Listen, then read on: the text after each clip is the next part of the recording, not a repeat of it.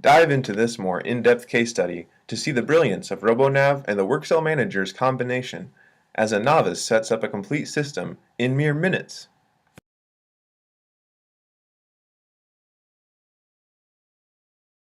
We're going to teach a palletization system and show just how quick and easy it is with our software package.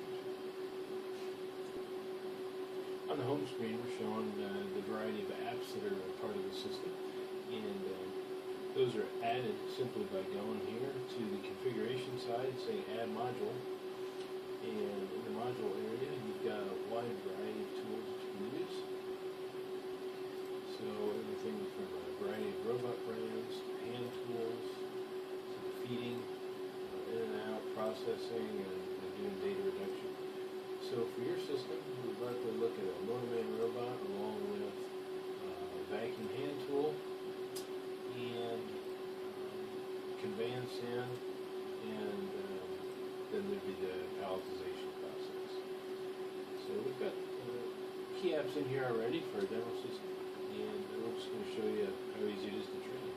So as you load these apps, each of them asks you a few questions. So for instance, the conveyance in, if we were to configure that, it's going to ask some simple things. Number one, I need a signal that says the part's ready. Everything is done live. Just get it set up in just the right way so that when the product comes in position, it turns out. So everything's live, so all you're going to do is go ahead and select the signal that you're interested in and say yes. So boom, now it knows that. So the part ready signal, it's all ready to manage the motion.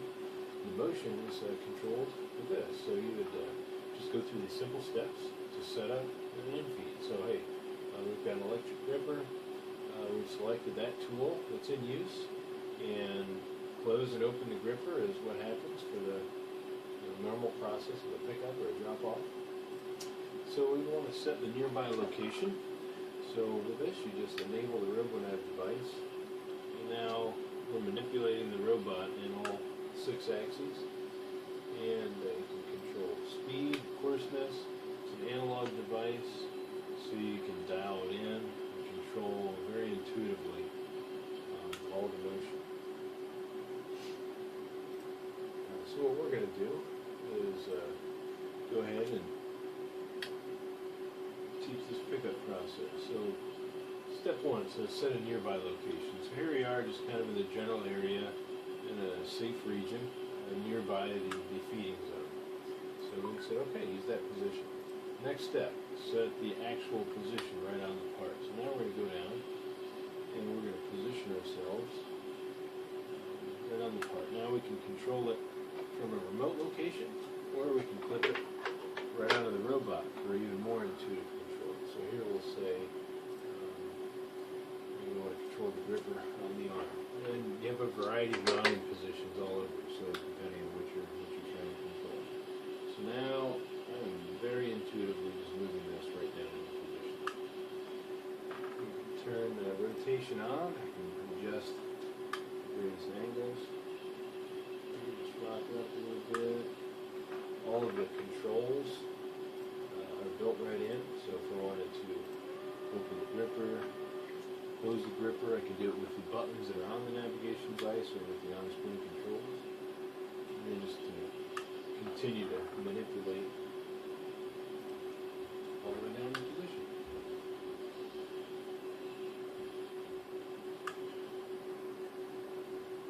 And as you get a little closer, you find it's still an analog device, but it is nice to just go ahead and use the controls to get it right out there. So we're pretty well centered at that point, and I'll just say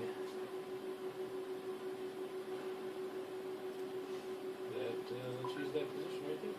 Now the refinement questions, you can have all kinds of different motions in and out of the process, whether or not you have different approaches on the way in with the part, empty and full. If you pick the simple settings, it's just going to put a simple vertical clearance, and we'll go ahead on to the next questions. Entrance and departure, so this is the travel angle and distance it goes to approach the part. And again, just got the easy button here, and just say 75 millimeters, which is about 1.5 inches above. There's a variety of cleanup options if we wanted to perform some kind of alignment. You can configure things for each position. That's for easy maintenance later on that they can go ahead and set things up. So as a developer, you may want to add a little bit of extra stuff here based on the types of adjustments operators might make, just to make it easy on them. Very intuitive options later on. So we can test the motion and just say, hey, we're all set. So really it was just pick which tool we're using. You get a nearby location that's out in a safe region. You get the actual action point on it. And then you just hit the easy button twice and you're done. So now we have taught that pickup location. And just as easy as that, now that we have it on there, we're able to go ahead out to the control side of things and just test. So we've enabled the system. On the control side, here's the part pickup. It already knows that I'm in the action position. If we wanted to say, hey, go to that clearance position, you can see it says it's 75 millimeters off. We set that as a vertical offset. You can jog to all the different positions in the system. Just with one click, the system automatically builds the routes and maintains those, so there's never a worry of crashing or going the wrong way. So here's our part pickup again. We can go ahead and just run the whole process. So come to the approach position, over the top, close the gripper, grab the part, and leave with it. So it follows the whole route. Just that simple.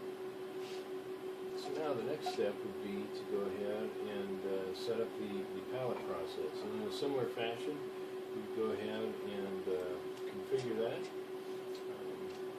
Basically, it's got a variety of things. You say how big the part is. So this is a 72 millimeter round product. You can see that set up.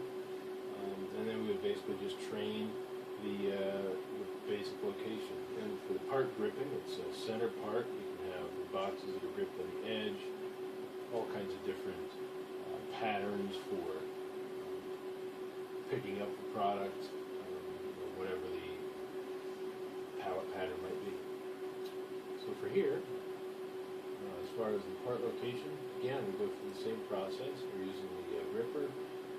Now we're dropping the part off for the palletizing, but the process is the same. We would get to a nearby location, so just enable navigation device.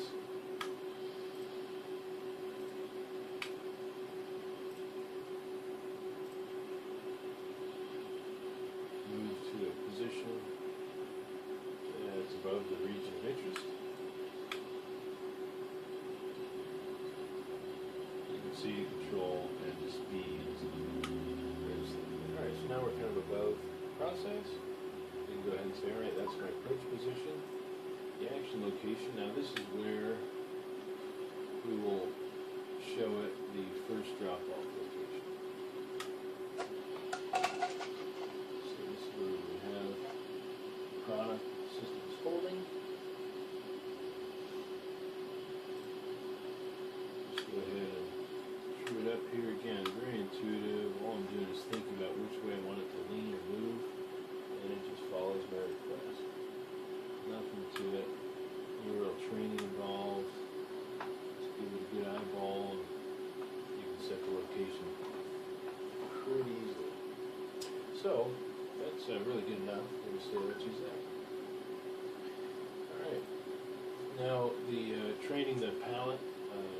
Corners, just a matter of a couple other positions. You pick the lay down style, and when you're done,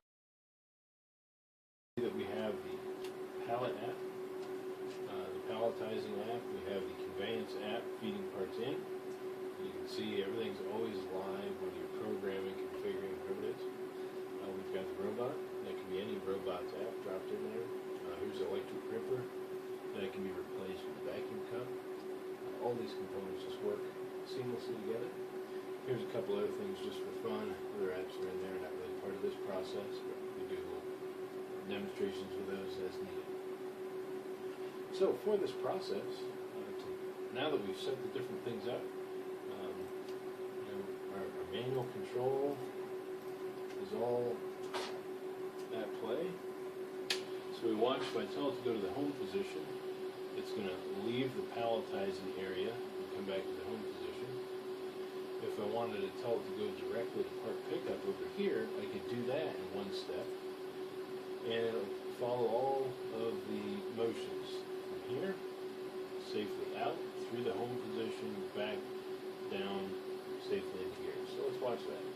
You'll notice right now it won't let me go to the action position because it knows that it's not ready yet. Because the signal says, hey, there's nothing there. So if I go ahead and enable that, and now get access to the action position, now watch. With one click, it's going to go safely up, out, around, and down.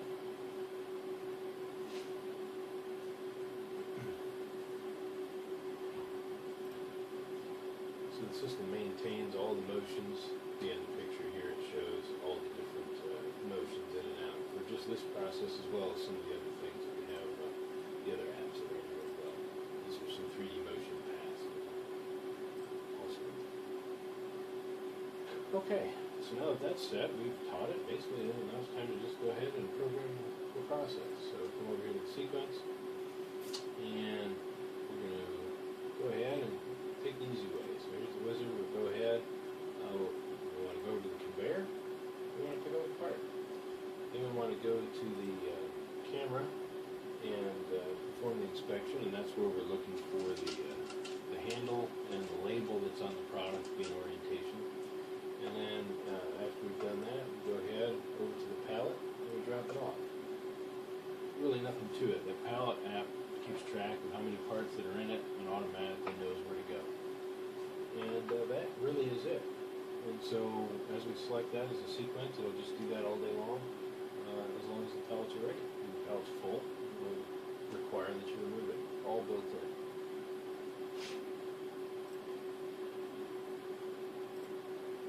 So let's watch it run.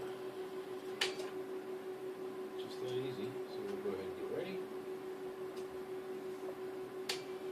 And just say go.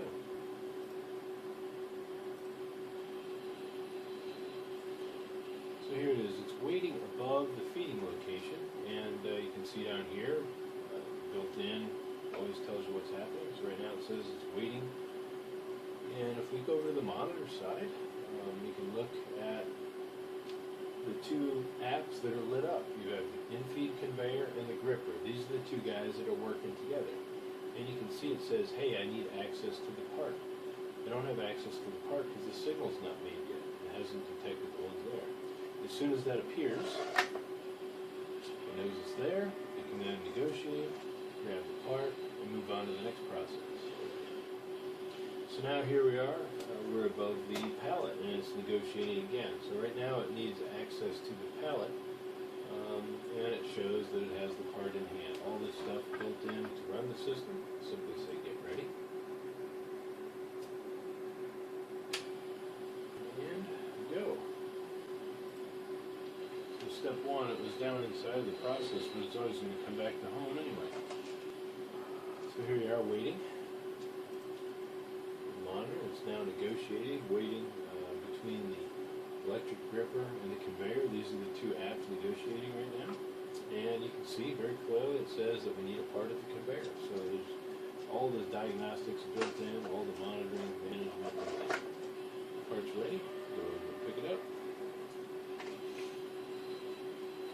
Go through the home position, we have all the proper approach into the pallet, and you can see at the pallet we need access to the zone. And so once it gets access to the zone, go ahead and drop the part off in pallet position 1. And then we'll come back and repeat.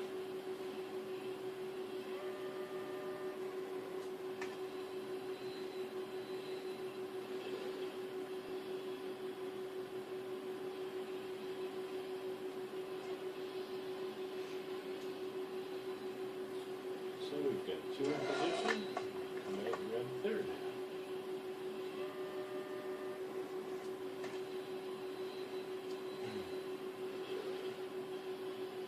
So through this process we can see that our entire amount of programming is amounted to about, 5 minutes. So what we can focus on is getting the proper mechanical structures in place, getting some good quality tooling, and we can spend our time on the important things. But the deluxe operator interface, all of the smarts built in, ready to go. It's just automatic.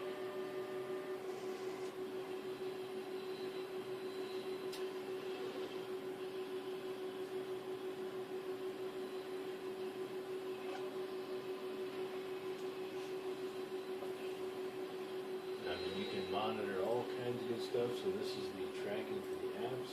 You've got all the different signals and linear form. You get everything. You can give a quick look to the digital signals in grid form. And you can see right here that what we're looking for is the ready signal for conveyor. So as soon as that's on, you can see that signal turn on in other ways too.